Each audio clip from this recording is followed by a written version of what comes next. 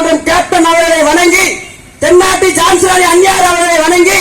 இளைய கேப்டன் அவர்களை விளாசுடன் பெரம்பலூர் மாவட்ட கழகத்துடைய அண்ணன் சிவ ஐயப்பன் அவர்களையும், கழக தோழர்களையும், மாவட்ட துணை செயலர் அவர்களையும், மாவட்ட அவைத் தலைவர் அவர்களையும், அனைத்து கழக தொண்டர்களும், அனைத்து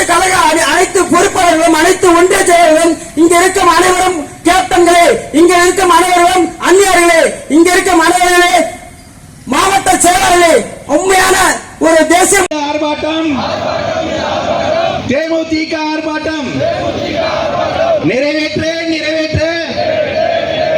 போதையில்லா தமிழகத்தை தருவோம் என்று வாக்குறுதியை நிறைவேற்று.